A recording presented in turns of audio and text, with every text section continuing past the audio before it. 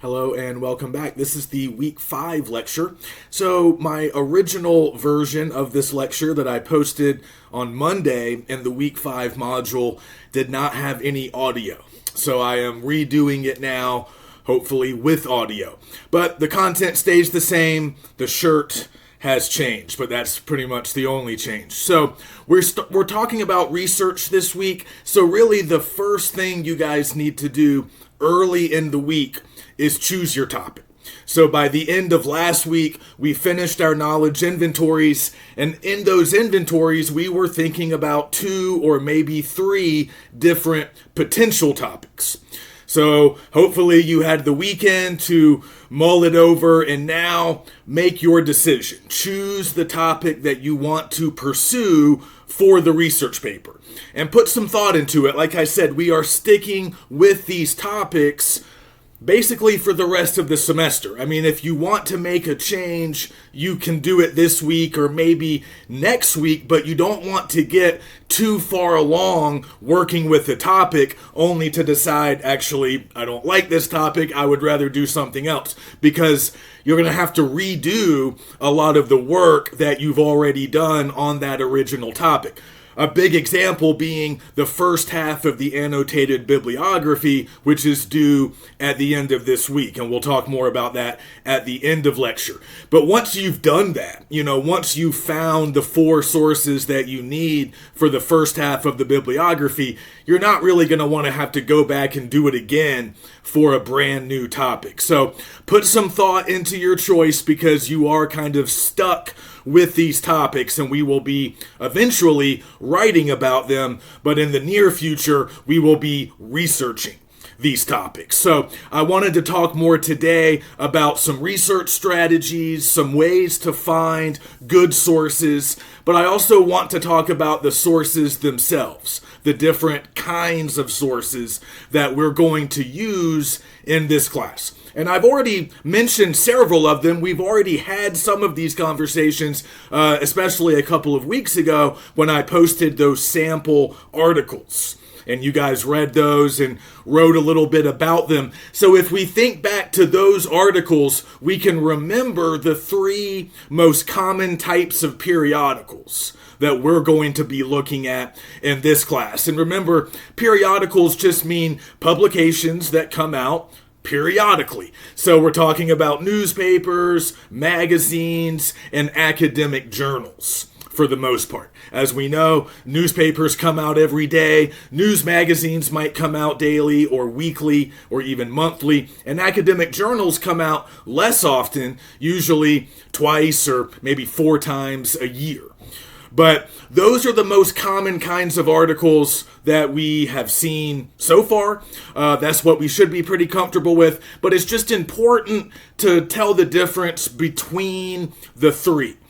All right, so generally, a newspaper article is going to be relatively short, pretty accessible, pretty easy to get through. There will be some inartistic appeals. We noticed that with the article we read from the Las Vegas Review-Journal. That's the big Las Vegas newspaper. Don't be confused by the name. I know journal is in the name, but that is a newspaper. Okay, and then you have like the Reno Gazette-Journal. Those are big Nevada newspapers. So we could go to their website, as I did, and read some of their articles for free, and those articles will often be good sources, depending, of course, on our topic, what we're looking at, but a lot of them will be like the one we read a couple of weeks ago. 5 to 6 pages. He's got some inartistic appeals, testimonials. He interviews people, maybe a few statistics. Not a very difficult article to understand. Most of you were pretty clear on the argument he had, the purpose or intention he had in writing that piece. Pretty straightforward, quick, pretty easy to read. So we can normally recognize those. We can also see where they are coming from. If you're reading an article, always pay attention to what's at the top of the page. Normally the name of the publication, whatever newspaper, magazine, journal it's coming from, that name will normally be somewhere. at the top of the page, somewhere that you can see it. If you're on a web page, you might have to look a little bit. If it's a PDF, it's normally pretty visible, pretty easy to identify. Make sure you're looking at that and understanding what it is. So we like newspaper articles, again, in part because of the fact that they're often relatively short and easy to read.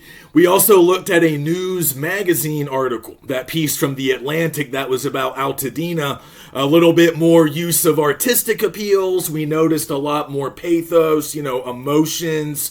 It was more of a narrative. It had a lot of elements of a work of fiction. It was truly a story that she was telling about people and a specific place. But still news in a way, because she's still kind of reporting on what's happening. It's real, unlike a short story or a novel. It's real. It's stuff that was really happening. So she is providing information, but she's also telling a story and wanting us to feel a particular way. She has more of an interesting argument. You might not agree with it, but she's doing more than just talking about real estate prices. It's a little bit more of a complex idea, not just about this neighborhood, burning largely down and a lot of people losing their homes or their businesses, but also her fear that the way the area is going to be rebuilt is that it's going to get a lot pricier. New people are going to move in, the prices are going to go up, and a lot of the old residents might be pushed out. That's ultimately the argument that she makes. You kind of have to get to the end of the article for that to be clear, but that's typical of sort of more long form or narrative journalism that you'll often get in news magazines like The Atlantic or Newsweek or Time. Some of those articles are shorter and a little bit more like newspaper articles, and then in other cases they'll have longer, more detailed sort of narrative stories that are still reporting on a current event, something major that's going on, but they kind of personalize it. The reporter goes and, interacts with people and maybe spends time at the place, much like Gonzalez is doing. So kind of a different feel, a different experience, and as we noticed, different kinds of evidence, different sort of argument, maybe a slightly different intention. That's a news magazine article. So it was about 10 pages long, a little bit more involved than the newspaper, but still not terribly difficult to get through or understand. She had a couple of sources, the author did. So she's, drawing on a few things that have happened before, referencing some other authors who have talked about this sort of process of, gentrification or rebuilding a place in a certain way. And she's talking about that in addition to talking about the fires and what happens in that neighborhood. So that was our magazine. And then finally, we had the academic journal article.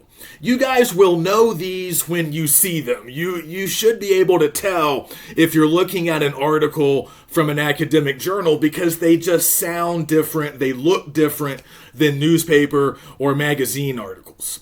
So we saw this with the Journal of Wildland Fire. They had a lot of graphical evidence. They had a lot of statistics. It was longer.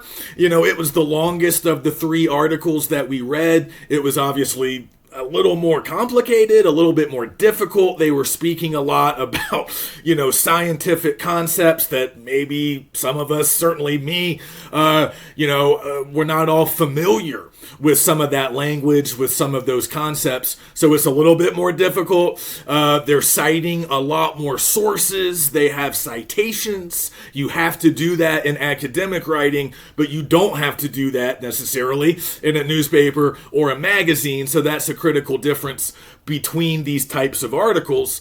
But yeah, it was a tougher article. Almost everybody pointed out it was harder to read. It wasn't exactly a fun time. And they weren't really giving us as much of a narrative. It was just more information, facts, observations, experiments, drawing on the work of others, which is pretty common in academic writing. So that's from a science journal. So it's a very different style, very different intention. and a very different reading experience compared to those other articles. So just know the difference, right? We don't use these terms interchangeably. If you're talking about a journal, it needs to be an academic journal. And the article is an article in the academic journal. The article itself is not a journal. Okay, try to use the terminology in the way that I've introduced it so we all understand each other at all times. So understand that all of these articles are articles, and they come from different places. They come from newspapers, magazines, academic journals, and you just need to be able to distinguish. And the names will often tell you. So I know it can be a little bit confusing because, as we just saw, some newspapers might have the word journal in them. But you can Google it if you're not sure what it is. You can Google it and quickly find out, or you can just sort of piece it together based on what kinds of articles you're looking at. But if you're looking at an academic journal, you're going to have a lot of titles with journal in it, like the International Journal of Wildland Fire, the one that we looked at. Also, other examples would be the Quarterly Journal of Economics or the International Journal of English and Literature. How about the Journal of Dryland Agriculture? Not all of them have the word journal in the name, but a lot of them do. And you can tell by the articles if they're dense, if they're long, if they have citations, if they're written by scientists, doctors, other experts. It's a good chance that you're looking at an academic journal. But if in doubt, Google the name of the publication or ask me. Don't just guess or shrug and say, well, I don't know, but it's a pretty good article. I don't know where it came from. So sometimes it's easy to sort of take that attitude because we might sort of wonder, well, why does it matter, right? We're finding this stuff on Google, or we're finding it on a database like EBSCO, which is sort of like a warehouse for all of these articles, but it does matter for the purposes of citation.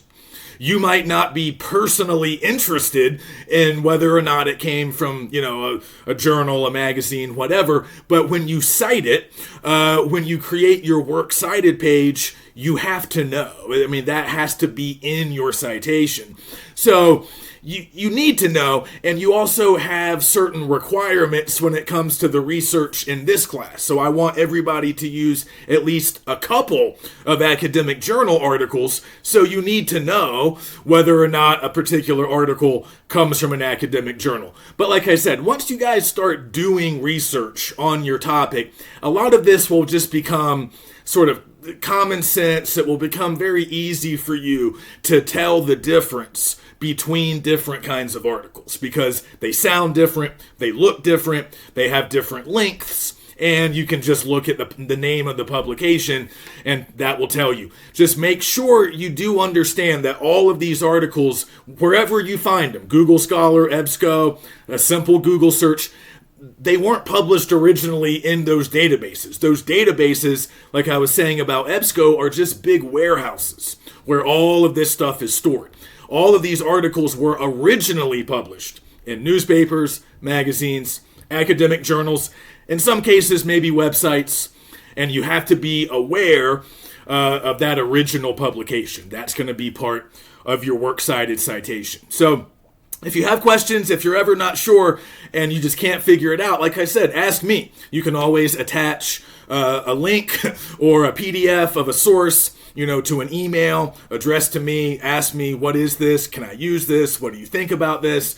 And I'm happy to take a look. But most of our sources will be articles, these kinds of periodicals. So that's what we mostly find when we do online searches, but they are not the only kind of source that we can use. There's a few other options that I just wanted to run through quickly. You don't have to use some of these, but you can.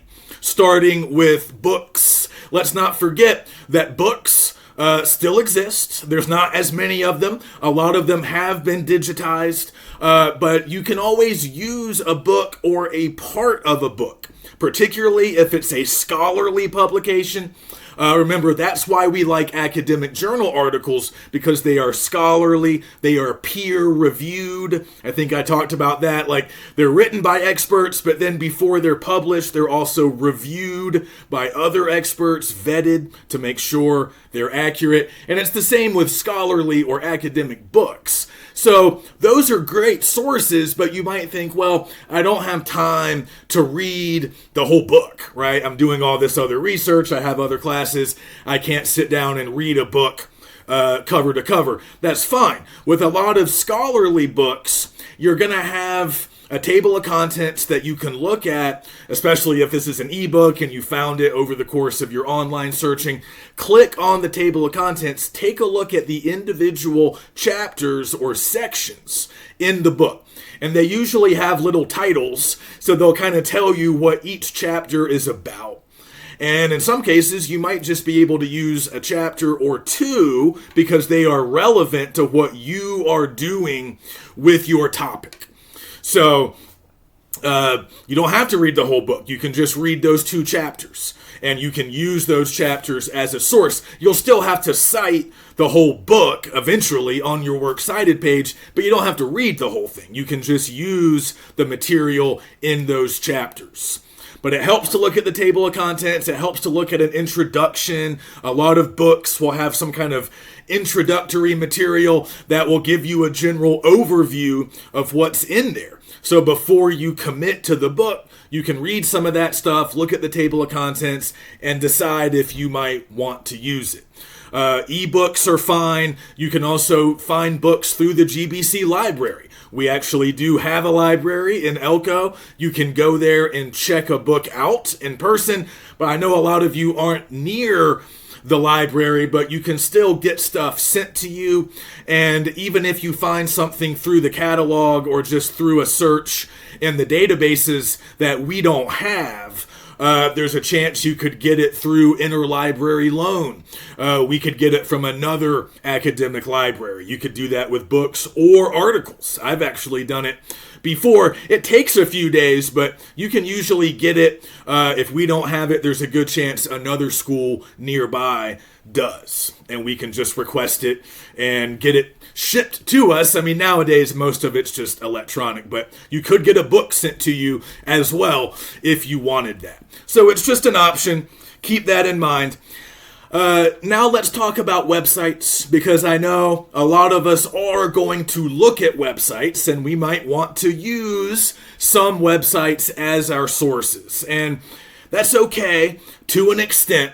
I think I've already mentioned that there's a difference between websites, and there are certain types of sites that we don't mind for academic research, and then there's some other types that we generally want to avoid. So normally, if you're looking at a .edu, which is short for education, that would be a website created by a college or university, or a .org, those are usually nonprofit organizations, or .govs, which are usually government agencies. If you're using info on those types of sites, usually that's okay. Again, it's up to you. I mean, you might not trust what a government website says or what a particular nonprofit organization has to say, but that's usually pretty reliable, fairly objective info that's provided for the sort of public good, usually. Now, the thing is, though, if you land on a site like that and you find some good info, you still need to be aware of kind of where it's coming from. So in some cases on these sites, you'll have little articles, right? And those articles will have an author and a publication date, and all of that will be visible on the site. So that's fine. You can treat that like any other article, really. You can treat that like another example of a periodical. You found another article, but in this case, it's just on a website, not necessarily in a newspaper, magazine, or academic journal. In other cases, what you'll find, particularly on an EDU site, is abbreviated or even full versions of academic journal articles that are being reposted or reprinted here on the college or university website. And that can be another way to access those kinds of journal articles, and that's fine. Like I said, sometimes that it might not be the full version. It might be like a summary of it or an abbreviated version, but frankly, even that's kind of fine. If it's like a 5-page version of a 20-page article, maybe that's all you need. But there's just different things on sites, and you have to be aware of what exactly you're looking at. Is it an actual article written for that website, or is it something that's being republished there? It originally appeared somewhere else, but they're putting it on their site. You can usually tell. Or is it just kind of like general info? Like if you go to like WebMD or a lot of like medical sites, like there's a lot of just like general info, and it doesn't really have an author.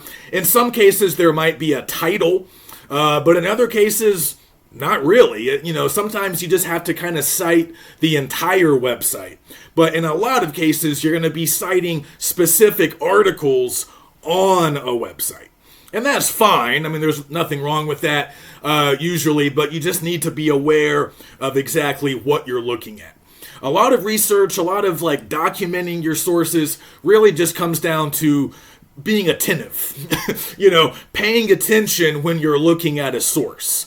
And that kind of cuts against what we do a lot of the time on the internet. I don't mean this to be critical. I think it's common for everybody. We get used to reading things very quickly, very casually. We might just skim something. We might just glance at a headline and then we move on because we have so many things going on. But you really need to slow down with research. And of course, once we start reading these sources, we're taking notes, we're underlining, all of that good stuff. But when you're first finding stuff, even before you're ready to sit down and read the source all the way through, it's important to just be aware, like, what is this?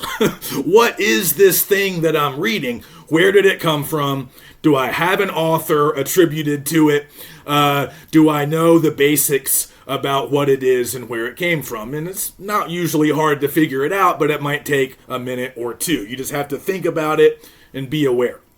And that's kind of especially true with websites because sometimes it can be a little less clear where stuff came from.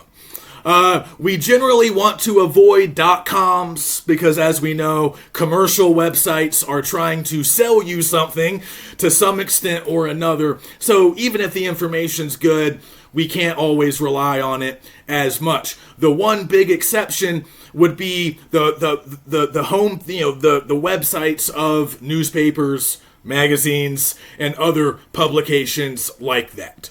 So if you wanted to read a newspaper article from the Las Vegas paper, you could go to the Las Vegas Review Journal.com and read some of those articles for free, and that would be fine. I wouldn't have a problem with that usage of a .com. And that's true for a lot of magazines and a lot of newspapers. Everything's electronic now. That's pretty much how we consume those kinds of articles. And even some of the academic journals might have their own websites. Those will often be EDUs, or they'll be found or linked to on an EDU website, and those are fine too. Any place where you can go and read these kinds of articles. But what you have to remember is if you just jump on the website of a newspaper or a magazine, there might be a paywall. In order to read their articles, you might have to sign up for a subscription or at least some kind of trial, and it might cost money. And you never really need to do that because if you use the GBC library databases, you can find those same articles for free. You can get the full text for free without having to sign up for anything. So sometimes it's fine to just go directly to a newspaper website, but you have to figure out if you can read their stuff for free. And if you can't, then I would leave that website very promptly. And if you want that particular article, like if it comes up in a search, but when you click on it, you go to the site and hit a paywall, then I would just write down the title of the article, maybe the author name as well, and you can search for it in EBSCO, in Academic Search Premier, JSTOR, any of our other databases, or Google Scholar, and chances are you can probably find it, but you can definitely find it for free using our databases. So that's another reason why I just don't like websites as much. Like, there's plenty of good stuff, but sometimes you have to pay for it. Sometimes it's not always accessible. Sometimes it's abbreviated. It's just not the ideal way to find a lot of the best articles. Using databases, using our GBC resources is a little bit better, but sometimes you'll be able to find good stuff on the good kinds of websites. But yeah, the only .coms that I really want you guys using are the web pages of newspapers, magazines, or journals. If they are the site of a business or some other kind of like for-profit entity, it's not great. And again, you might be able to find that same info in a better place if it's been sort of recreated there. So again, if in doubt, send me a link. Let me take a look at a site that you're considering, and we can talk more about it. All right.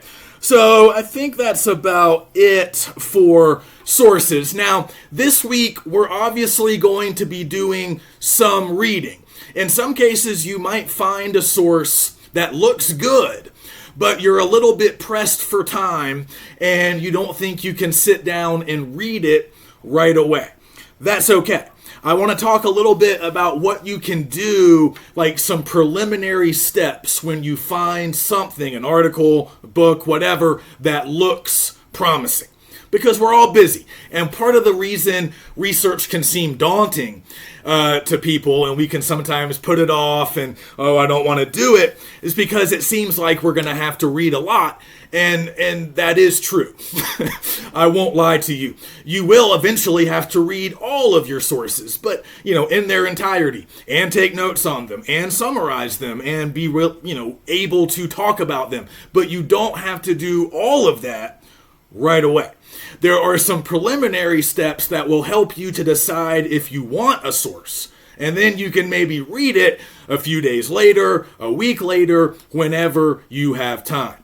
So when you're using the library databases, and I did want to talk a little bit more about just some of these basic ways to jumpstart your research. So, you can start, like I've said, with a sort of simple Google search. You can use Google Scholar, which you can also search for in Google. It's just like Google, but all the search results are scholarly, peer-reviewed academic sources.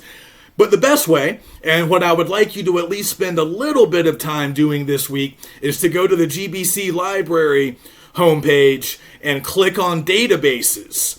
And once you're on the database page, you should find the link for EBSCO. Now, if you want to use other databases, you certainly can. There's an alphabetical listing right there on the main database page that you can click on, and you can look at all of the databases that we have access to through GBC. If you don't want to do that, you can just stick with EBSCO, because really you can find almost everything, probably everything that you need through EBSCO. So once you're on the EBSCO search page, you can start typing in your topic, try to get a little bit specific, maybe put in some research questions. Remember, when you're searching for the topic, it's not just U.S. military or early childhood education at this point. We might want to start thinking about some particular areas of the topic, some problems, some issues, some controversies connected to the topic. You can also look for general info too. It's really up to you, but at some point, you're going to want to get a little more specific and nuanced in some of your search terms. But you can try different searches, try different words, but you'll see that EBSCO works very much like Google. You just punch in your search terms, and then you'll get your results. You can narrow those results down. There's a whole row of buttons underneath the search bar once you've started searching, and you can use those to narrow down your search results. You can narrow them by date. You can narrow them by type of source. That's a really good one to use. You can choose if you want to look for academic journal articles, magazine articles, newspaper articles, books, whatever. And the one that I want everybody to click is the button that says full text. Okay, we all want to be finding full text articles. That just means you can read the whole thing. You have access to the full article. If you don't have the full text, you really can't use it as a source because you won't be able to read the whole thing. Now, there's a chance if you can't get the full text in EBSCO, you might be able to find it elsewhere, just searching the internet on your own, but a lot of times, it might just be futile. You might have to pay for it. And don't worry, you can find a comparable article without chasing down this one that you can't get the full text for. So save yourself the time and just make sure all of your results are full text. Because if they're not, again, why bother? And there's some other options there as well. So you can narrow your search results. You can try different search terms. But before long, you should land on some pretty good looking articles. And if anything looks promising, just click on it and you'll go to the detailed record page. It's always good to take a look at the detailed record because all the basic info about that article will be there. The title, the author, the date of publication, and also the place where it was originally published. All of that info will be visible. So if you're not quite sure what it is, if you're not quite sure, on some of those basic pieces of info, the detailed record tells you everything. And then you'll be able to download the PDF or you can read it right there in your browser, whatever you want to do. But if it looks good, you're going to ultimately probably want to download it or save it. But okay, let's say it's an academic journal article of around 20 pages. You don't have time to read it right now. So how do you decide if it's potentially good? How do you decide if you want to go ahead and download it for future use? Well, normally on that detailed record page, if you scroll down a little bit, you'll see an abstract, which is just a summary of the article. And if you're looking in other databases, even outside of GBC, you'll often get abstracts as well. If you're on an academic website or the homepage of a journal, you'll almost always be able to see an abstract before the article actually begins.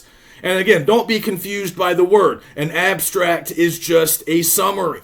It's usually one paragraph, maybe 2 paragraphs long that tells you what the source is about. So read that. Read the abstract to get a general impression of the source. And you should have a pretty good idea once you've read it as to whether or not this source will be helpful for you. Is it really relevant to your topic? But you can also make some really pragmatic decisions based on knowing yourself. Because you need to remember, if you choose this source, you will eventually need to sit down and read it and try to make sense of it. So glance over it. Again, you don't have to read the whole thing, but once you've read the abstract, you can do some skimming. I think a lot of us are probably pretty good at skimming. I think that's how most people read nowadays, and that's fine for now. This preliminary step, it's fine to just look at the first paragraph, skim through some other paragraphs, get a feel for what the article sounds like. What's the difficulty level? How long is it? How difficult is it going to be? And then ask yourself, am I going to be willing to read this? And if the answer is no, if you know you're just going to sort of be reliant on finding a summary of it somewhere online because you're never going to read it, I don't recommend using it. Find something that works for you and be honest with yourself. If it's an article that just seems too difficult, too long, you don't think you're ever going to read it, move on. Find something else. You can find something that works better for you. You don't have to get stuck with a 30-page article that you have zero intention of ever actually reading. So you can turn articles down.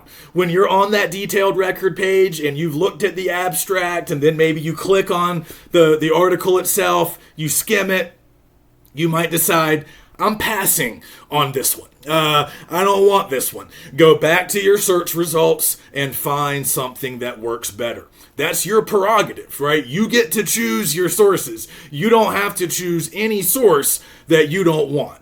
But of course, I do have certain requirements. So on the final bibliography, you guys have to have 8 sources. They can be articles, books, in some cases websites. And on this first half of the bibliography that's due this week, you need to have at least 1 academic journal article. But you get to pick which one it is. So you can find one that works for you. Okay, so just always remember that you have that choice. So that's really how you want to decide.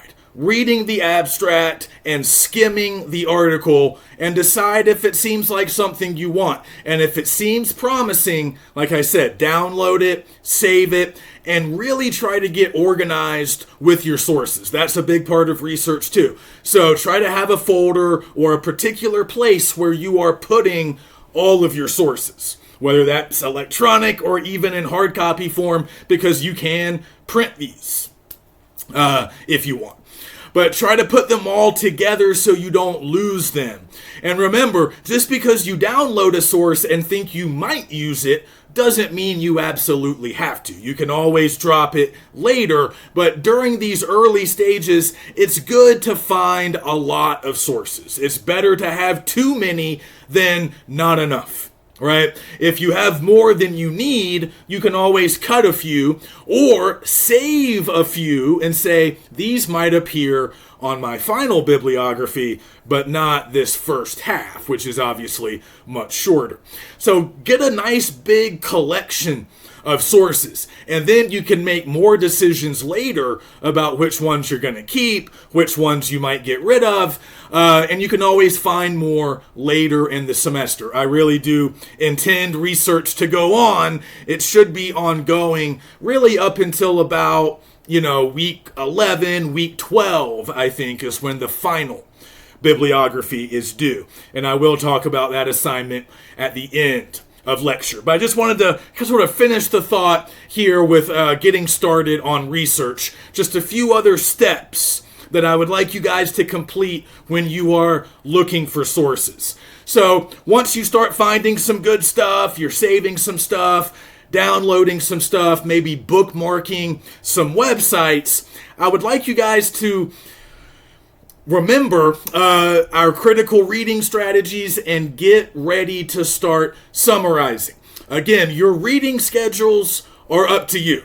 I would recommend reading any short, easy sources right away. If it's not going to take a lot of your time, then I would go ahead and read it, jot down a few notes, and then try to jot down a brief summary like we were doing with those sample sources back at the beginning of the semester. Again, this can be very rough. This is all in your notes. You're not turning this stuff in. It's just for your benefit later. Okay? And it can be in shorthand. It can be sloppy. It doesn't have to be polished at all. But it's good to do that because you're starting to build up your knowledge, you're starting to understand some of your sources, and you're going to need these summaries later. So the more you can do now, the better. Now, when you come across the longer, more complex sources that you don't have time to read right away, that's fine, but you might want to make a schedule and try to find time to tackle them later in the week. So, for example, this week, on your assignment, you have to get an academic journal article in there that you found and read. So, find one early in the week and then make time to read it maybe a little bit later on, depending on your own schedule. But if it's a short newspaper article, if it's an informational website, just go ahead and read it. Give yourself some time during research. Like give yourself a couple of hours or an hour to just conduct some research. And during that time, if you find something good and short, read it, take some notes, and jot down a summary, because eventually on these bibliographies, and then a little bit later on some other stuff too, you're going to need summaries of all your sources.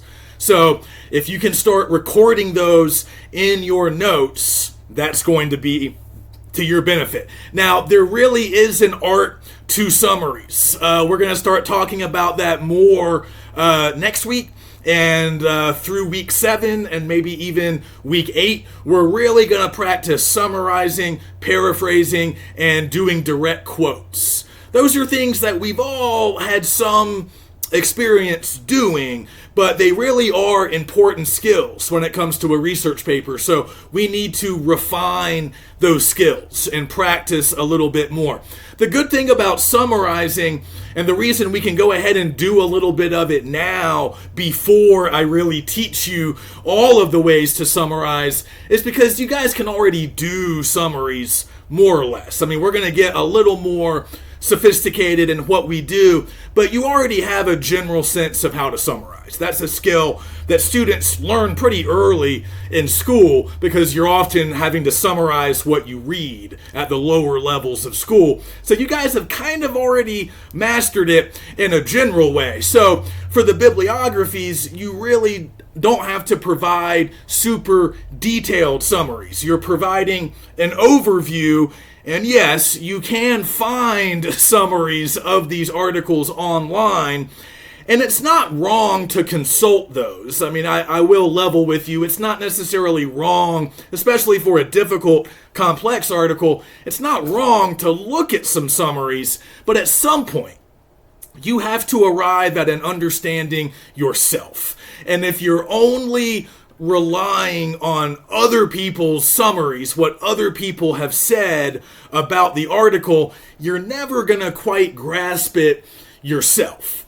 So it's okay to consult stuff to clear things up, or to answer a question, or to make you understand a particular idea or sentence a little bit better, but you have to grapple with these articles yourselves. You can't escape that. You can get help, but at some point, you have to make sense of what they're saying and what they're doing on your own terms, in your own language. And see, that's another problem with only relying on other people's summaries. Those summaries aren't in your language. It's not in your voice. So it's never going to be very close to you. It's never going to be connected or natural to you. You can read it and understand it, but it's somebody else's. It's never going to be yours. So at some point, you have to write summaries of your own. You have to write your own sort of understanding of your sources, and that takes time. I want to be very clear that some of these sources are going to be hard. They are going to be difficult to read and difficult to understand, and you're not going to be able to crack the code in an hour.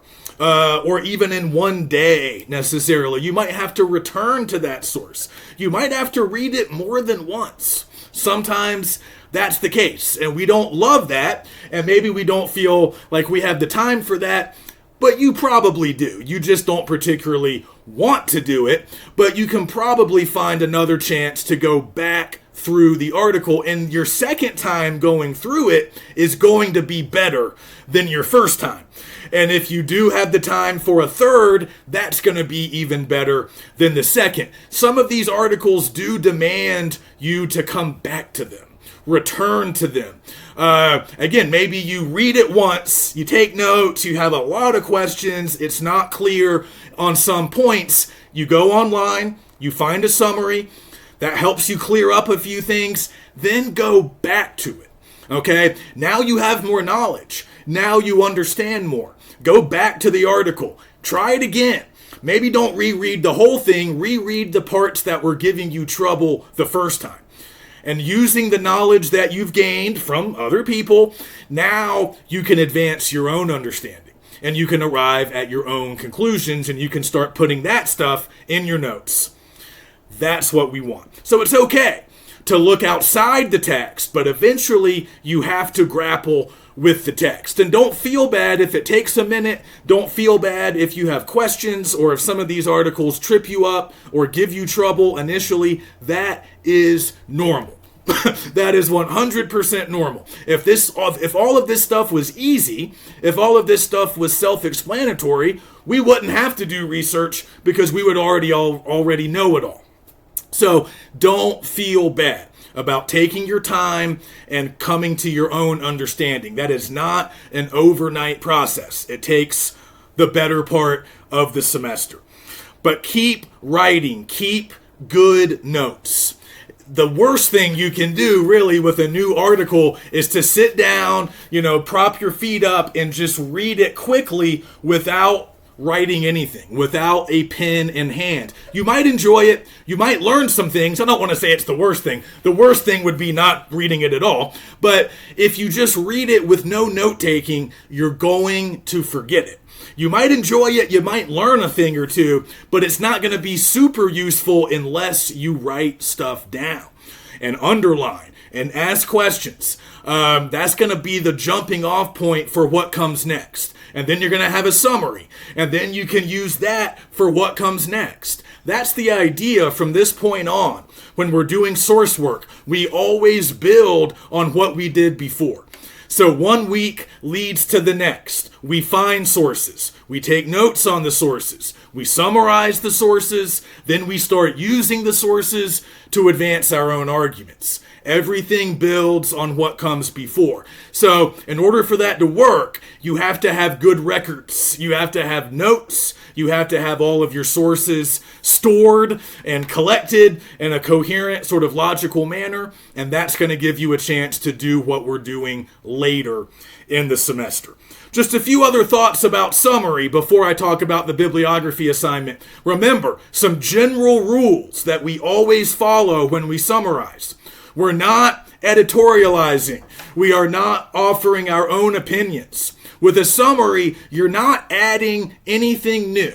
You are simply condensing somebody else's work, somebody else's text. You are condensing it, shrinking it down to its most important points, its main ideas, the overall argument. That's all you're doing, and you're doing that in your own words. So there's no space yet for our own opinions, our own thoughts or feelings.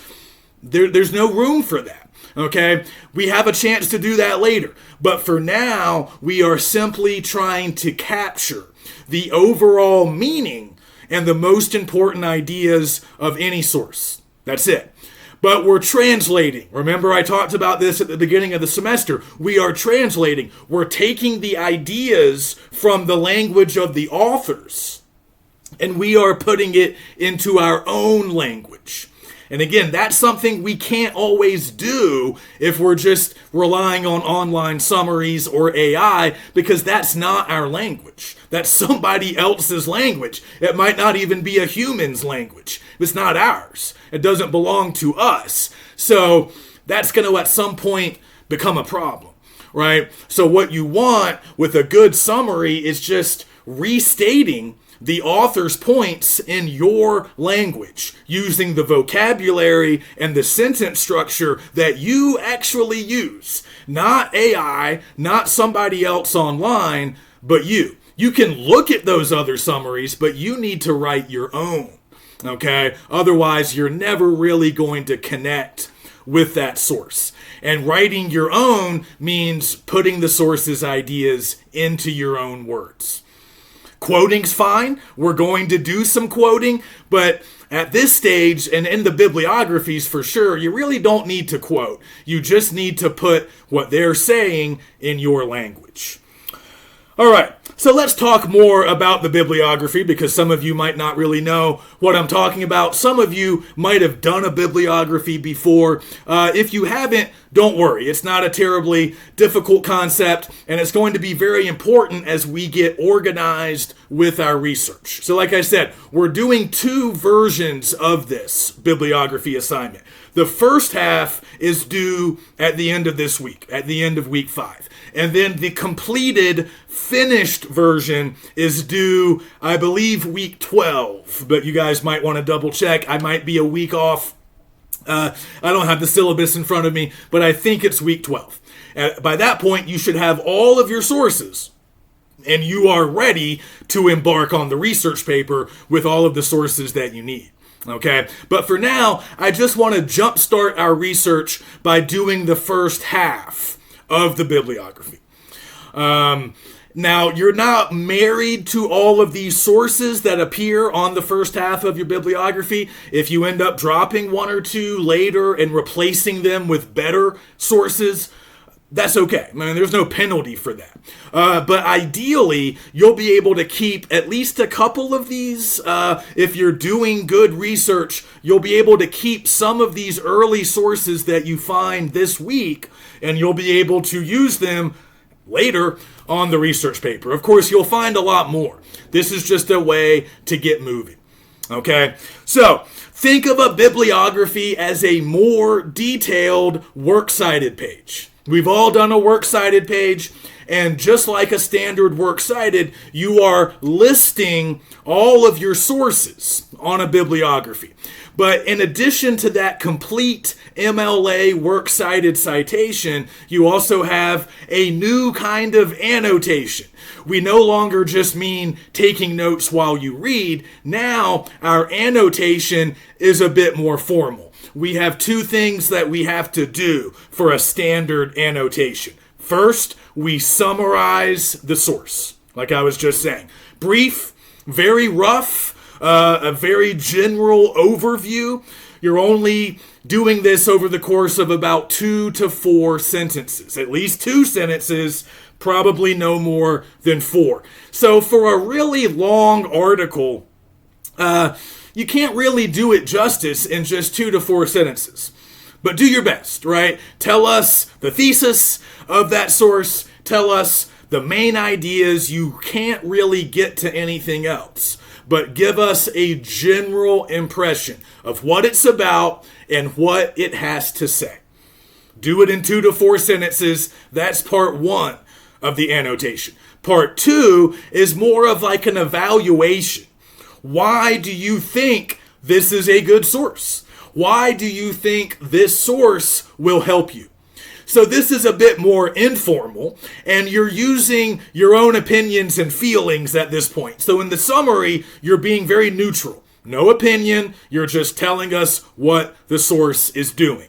Okay? If you want to mention a piece of evidence or two, that's okay. You can at least say it's heavy on artistic appeals, inartistic, whatever, but no opinions, no feelings. Okay? But in that second part of the annotation, it is mostly your opinion. Why do you think this source is going to be beneficial for you?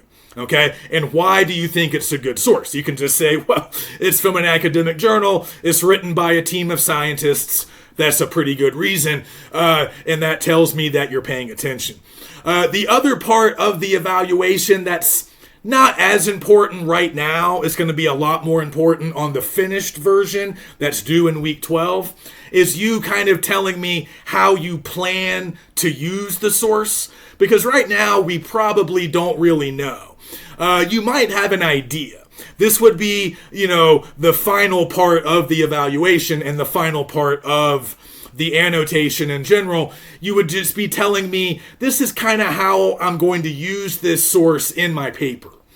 It might support one of your big claims, one of your big ideas. It might represent the opposing viewpoint. It might just be valuable info. You can tell me that, but don't worry so much about that for this first half. If you don't really know yet exactly how you're going to use the source, just stick with why you think the source is good. Even if it's as simple as, I'm learning a lot, from reading this source, or it gave me a new perspective that I had never considered before, or, something else. That's fine for now, because we're still in this exploratory, early stage where we are learning more about our topics. But eventually, by week 12 or week 13, I'm pretty sure it's week 12, you'll need to tell me, this is what I'm doing with the source. Like, this is how I'm actually going to use it. But we don't quite know that yet, and that's fine. And then let's talk for a minute. Well, just to wrap up the annotation thought, you're going to end up with one or two paragraphs, basically. You can separate, then you can kind of label the two sections of your annotation the way I've done in my sample doc that I have posted, a sample bibliography in the week 5 module. Notice though, in my sample, I'm just showing you one source. So I'm showing you the format, basically, of the bibliography, what it should look like. And I'm showing you what page 1 will look like with your heading, your title, and then your first source.